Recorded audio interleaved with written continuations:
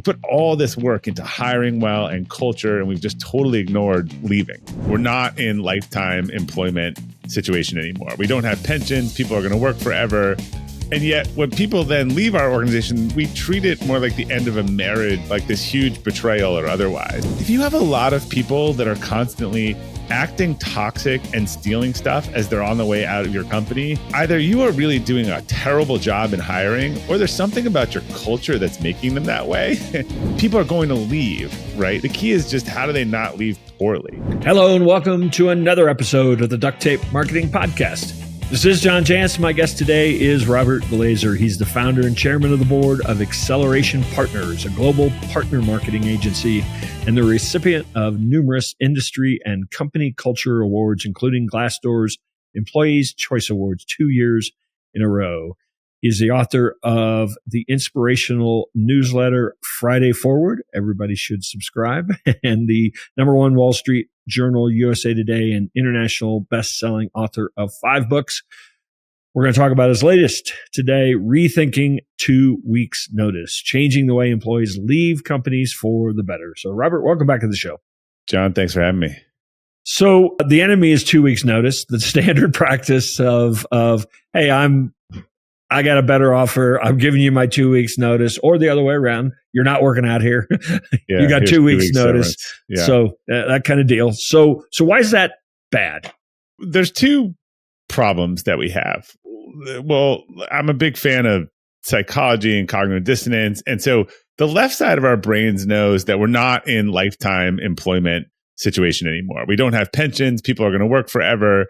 And yet when people then leave our organization, the right side of the brain, we treat it more like the end of a marriage than the end of a professional sports contract, like this huge betrayal or otherwise. So we're just not reconciling these 2 things, and it produces bad outcomes. You have, employees who leave employers and their managers and their mentors with a bad taste in their mouth. Look, what they're told is by their brand, 2 weeks notice. Like that's what you do. It's respectful. But if you mentored someone for 3 years, you trusted them, you gave them a lot of rope, and they were out a little bit and had doctor's appointments, and now they're leaving in 2 weeks. You don't realize, I get a lot of back channel references over the years. Everything is layout. You're going for a job 2 jobs from now, and someone reaches out and they're like, yeah, John, I just remember how you left, right? And so endings really matter. If you're planning a conference, your last speaker is really important. It's everything that people remember. And then similarly for the company, particularly in a service business, clients hate account turnover. You're rushing to get a new person, all these things. So it just really is it's just an outdated process. Most people just don't know what to replace it with. Right. Yeah, it's funny. I in marketing circles, I pay a lot of attention to testimonials and reviews and things like that. And it's amazing how really the perception that somebody has of the brand is not the brand, but Rusty. Yeah. The guy that fixed their boiler, or whatever. Look, anyone listening to this, if you are either personally or professionally, whether it's accounting firm or your marketing agency, there is nothing that hurts the reputation more of a professional services firm than account turnover. It's the thing that puts it at risk. If you've ever been with a brand and you get 3 different managers in 12 months, you're like, I'm out. I don't want to do this anymore. Yeah. It was too much work to get in a rhythm. Yeah. All right. So I'm just going to jump right into your concept of what would replace it. The Open Transition Program, OTP. You got to love a good framework. So, Robert, let's just go there. We're going to talk about bits of it, but maybe set the table. What is your theory about replacing 2 weeks notice? Yeah, so it's not just a theory because we practiced it for over 10 years, but it is a theory, but it's also, and I've had a lot of other leaders just with little bits and pieces who wanted to be better reached out. Yeah. And look, we were building a great culture, and just the 2 week notice thing felt antithetical to that. So we tried this concept of a transition program that said, look, when you're ready to leave, we've created psychological safety. Come and have an open, honest conversation with us. We will never walk anyone out the door that day if they come and have it. And likewise, our managers are going to have honest conversations with you. And when we kind of sense that something's not going right, we'll see if we can fix it. And most problems, if you actually get to them earlier, they don't become irrecoverable. If you wait long enough, then everyone's pissed and they can't get it. It almost doesn't even matter what the original problem was. Now you've got this whole vicious trust cycle and stuff going on. So we said, look, it's okay. You're in we'll enter you into a transition program, and maybe that's 90 days, but you're working here and you're starting to interview and you're communicating with your boss about that. And maybe our HR team's helping you with your resume. And we want you to be a productive alumni member. When it's time to go, we want that to be a good outcome. And we'd rather do that and have less surprises and pay you to work here, understanding, we're going to get some diminished capacity than paying you severance or paying you to kind of not to work or go away and blowing the thing up at the end. Yeah, there's a couple things you said there. I want to circle back to that idea that most problems are created because we just don't deal with them, because we're like, an employee gets fired, but I should have done that 3 months ago, kind of thing. And so it just really deteriorates. So I think people have to realize that before they can start thinking about the open transition program, right? Right. This is psychological safety is that there's 4 components: psychological safety, open communication, mutual respect, and commitment to mutually beneficial outcomes. Psychological safety is the foundation of this. With it, you can have some good outcomes. We're recording this in December, John. If I am firing you this week because I am at my wit's end, or I was going to put you on a PIP and you're at your wit's end, what the issue was probably emerged in March. And if I had and it emerged as some performance problems, but this is the issue. This is Western medicine versus Eastern. If 3 people have a headache and I give them a Tylenol, it might help the headache. But one is dehydrated, one's allergic to gluten, and one has a brain tumor, right? Tylenol is not a cure for that. So I talk in this book around digging to the root, and there's 3 common roots: problems the employee needs to fix, problems the employer can fix and wants to fix, and then problems that they're not going to fix. So I start noticing you're a little off, in March. And instead of saying, John, you got to do better or whatever, I'm like, John, what's going on? And you confide in me because I'm your manager, and you might say one of 3 totally different things. One, you lost your childcare, and so you're really tired and distracted, or you're going through a separation, and so you're just not there. And so it's like, look, John, I can help with this. We can change your hours, but this is on you to fix. And generally, if you repair that problem, your satisfaction with work and your performance is going to improve. The second one, you say, look, the last 3 people that we hired were at a higher level, higher salary. I'm doing the same work. I was promised a raise years ago. I'm just getting really frustrated, right? And if I look at that and I say, geez, John's right. We kind of overlooked him. I might say he's not, and that's a different discussion. He wants a man, but he's right. So we give him the promotion he deserves. He gets a new manager, and boom, it recovers. The third one, the one not going to fix, John comes and says, look, I know you told me you're a remote only company, and I thought I wanted that, but I'm missing an office. And that leads to a discussion hey, John, we're not getting offices. So why don't we help you find a better opportunity? So each of those circumstances might have showed up in a performance problem, but they have totally different roots and totally different solutions.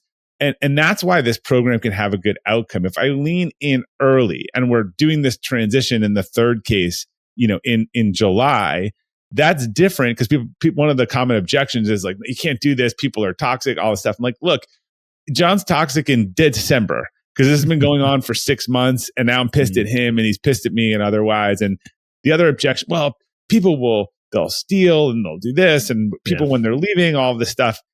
And to that, I would say, if you have a lot of people that are constantly acting toxic and stealing stuff as they're on the way out of your company, either you are really doing a terrible job in hiring, or there's something about your culture that's making them that way.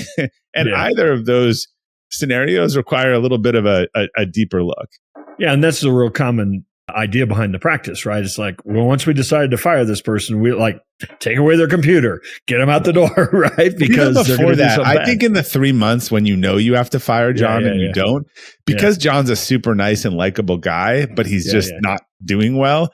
You start to distance him and push him away and sort of make him out to be a bad guy, so that it makes it easier for you when you fire a bad guy. This would advocate the opposite. John, we talked about this, John, a few months ago. John, come into my office in July. John, I love you, but you know that you can't be at 50% quota on our sales team for 4 quarters in a row.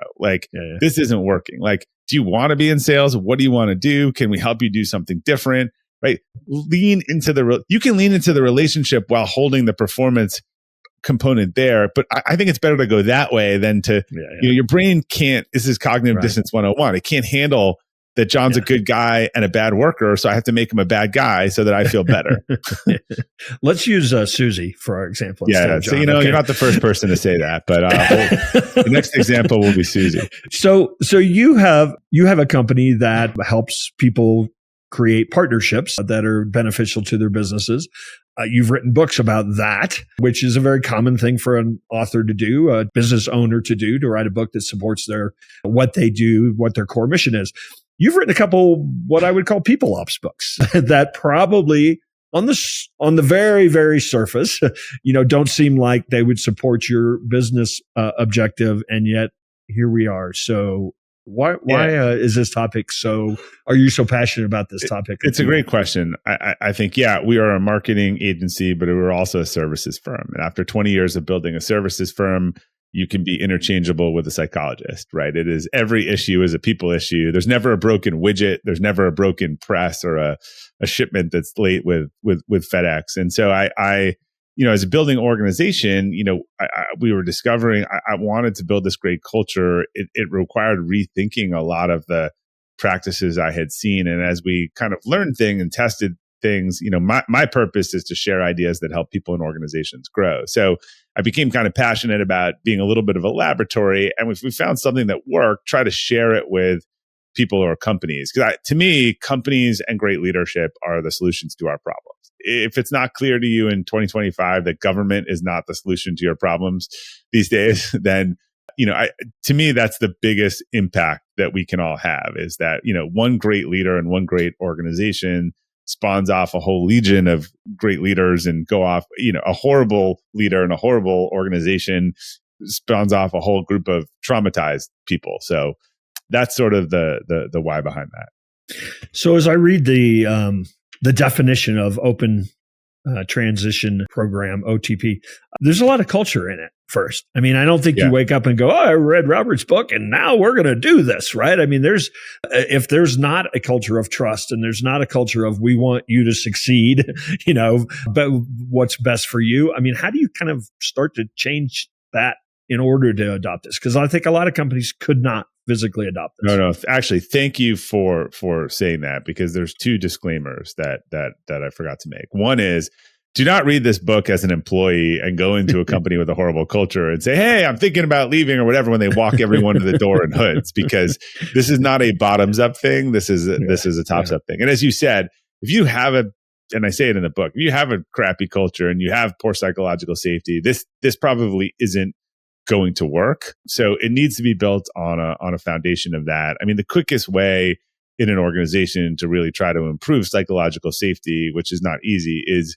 vulnerability and feedback, right? Leaders are sharing more, they're vulnerable, they're real, and people see that feedback is welcome and taken and acted on, right? Those tend to be two of the main doors that open that up. But this is actually a program for good companies and good leaders, and I'm not saying like myself, but like myself, we're frustrated that the 2-week thing just doesn't feel compatible with what they're trying to do, but no one knows any other way. So I've had people ask, like, look, if my company doesn't operate this, can I do this as my team leader? And I was like, look, there's nothing that would preclude you from having open and honest conversations, encouraging people to come. If you got to give HR notice, you can wait till 4 weeks and let them know. Yeah. Well, it's interesting. While this is sort of a prescription for the end game, it's actually a bit of a roadmap for how to not have as many end games, isn't it? Yeah, you don't look. We even talk to people about this when they join, so they feel like if I happen to make a mistake, it's not going to be a disaster.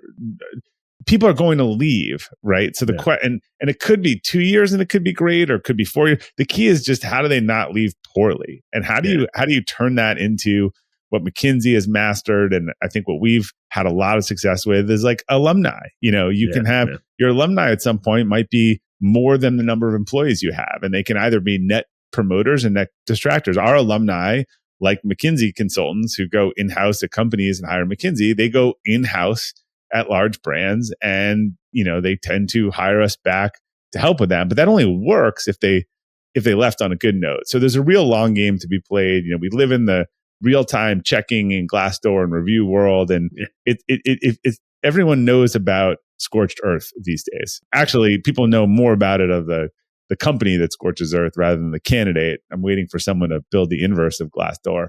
But it's all interconnected, and your brand's kind of live out there. And if you can turn something that's a negative into a positive, we put all this work into hiring well and culture, and we've just totally ignored leaving. Yeah. Which is sort of the ultimate expression of culture, isn't it? Yeah. How you treat someone out the door, probably on their way at the door, probably said when you have nothing to gain from them, it's the same thing. How do I know a lot of people interview and they always try to get into a meal and try to see how they treat the help or the server. How do they treat people that, they're not trying to impress because they tend to show their true stripes. Since you've been doing this for a while, and I assume, do you actually consult with other companies to do this? I haven't. I've done some workshops, or I do more speaking on the topic, but other than this is actually like, I had a lot of people reach out just from the TED Talk and the HBR article and tell me, I went and decided to try to have one of these real conversations. And it was so much better. But they didn't have sort of the playbook. So this is the first time the sort of playbook has hit the market. If there are companies that need help with it, I'm happy to talk to them about it. To me, it's sort of perfect workshop. Yeah. Kind of material. But again, I think the hard part is you got to come with the right frame of mind. This is not going to fix the wrong frame of mind, is it? No, you have to have the right company and the right people, and there has to be a level of frustration and understand that the behavior of the employees will inherently, go around what they see. There was a company I talked about in the book years ago that had won these cultures award and talked about their culture, super proud of their cultures. And when I asked them how people left their company, they said, well, people give notice and then we ask them to leave that same day, because there's a lot of risk. So they kind of march everyone out that same day with a box. And then if you think that anyone else is going to give you more than again, you're worried about people stealing, they're not going to steal at 10 a.m. on the day that they give notice. They're going to do it the months beforehand because they see and they know that you're going to throw them out that day. So it is just this classic devil you don't know versus devil you know. Have you determined any sort of metrics, employee morale, productivity? Is there, I know this is in some ways just sort of a tweak to your culture anyway, and it's not a giant pivot. So, have you been able to determine? I can tell you it's probably saved us just selfishly outside of it's actually a couple of things. It's also allowed for boomerang employees because they leave well. A lot of employees would like to come back, but I think they're even embarrassed based on how the end went, or they gave 2 weeks notice and they don't want to call. They assume everyone hates them. So we've had a couple of our best employees be boomerang employees. So I think that's, a great effort of it. And then also just client retention. I know that our clients we would have lost. I know that, again, how this plays out in a services firm. So if Tracy, we'll pick on Tracy now. Tracy gives 2 weeks notice and is my account manager on an account for maybe my PR firm. So she comes on the weekly call and she says, hey, Bob, I'm going to leave in 2 weeks and there's going to be a replacement. I don't know who it is yet, but they'll reach out to you. I'm going to be kind of pissed. Right. Yeah. But let's say Tracy's on a transition program. And so then they decide, so they find out about this 2 weeks later, they do some account shuffling and they bring in John, and John starts listening on the first week's call, then leading in on week 3 and 4, and then building the rapport. And then by week 8 or 9, Tracy says, hey, Bob, actually, John's going to be taking over from here. And now I know John. I'm already comfortable with John. You just assuage this whole account turnover problem. Yeah, we actually do that even in a sales environment. A lot of times people contact us because they've read one of my books or something. And if I'm the one that's having a meeting with them, or I'm the one that starts, they want John. And so we've done that all along. It's no, you get the team. Here they are. Yeah. They're here on day one before you even become a client. So that kind of leads me to, I don't know if this is kind of out there, but because you're in a services business, every now and then a client needs 2 weeks notice, right? Either you want to fire them or they want to fire you. Could some of this apply to a better outcome, when you're going to disengage with a client? Yeah, I mean, ideally, anyone would want time. Similar, we had some clients who, this goes a little to professional sports. You've got people hitting their free agency period, right? They are, they're not re-signing. They're not dogging it. They're not they're playing out their current contract, knowing that they're not going to renew the contract. And I just think that if we could sometimes they have their best year. Then. Yeah, usually they have their best year. Thank you, Scott Boras. And this is just, I think, where we could emulate a little more and take this a little less personally. People are not going to work at your company forever. We're just not. If they're under 30, you talk to people under 30, they think 2 years is like a good term. Like that's hey, I did my 2 years. It was great. Like, let's move on. And so that's the reality. And we just need to update our software for the version that we're running. I've always kind of made a joke about the term when people talk about best practices. I'm like, well, there aren't any better practices. Like, shouldn't we try to do better practices as opposed to just what everybody does? That's funny. We always say at our company that we have a process for everything. And if you don't know how to do it and you don't have time or whatever, follow the existing process. But the goal is to upgrade all the existing processes. The difference is we want you to upgrade it for everyone, just not for yourself, right? Upgrade the software, upgrade the app. If you found a better way, do it and share it, right? We want to be delivering a consistent service, but we don't want it to just be consistently outdated. Yeah. Well, Robert, it's always great to visit with you. You are not only obviously building a strong culture at your own organization, you're really contributing so much to the thinking around the topic, even as a marketing company. Here, most people think marketers are just cold-blooded money grabbers, right? That's salespeople. That's true. So I appreciate you taking a few moments to stop by. Where can people find out more about your work and obviously more about Rethinking 2 Weeks Notice and that workshop that's surely soon to be coming? You can download the book anywhere that books are sold or audiobooks are sold. Right. You can also go to Robert Glazer, glazer.com. That's where all of my books, podcast, newsletter, everything is on there. If you click on the Friday Forward newsletter, you'll then see a tab for Rethinking 2 Weeks Notice. I have the book up on my Substack, and you can download you can read the first 3 chapters totally free and see if it's something that grabs you, and you'll get plenty of information even from those first 3 chapters. Awesome. Well, again, I appreciate you stopping by, and hopefully we'll run into you soon out there on the road. John, thanks for having me again.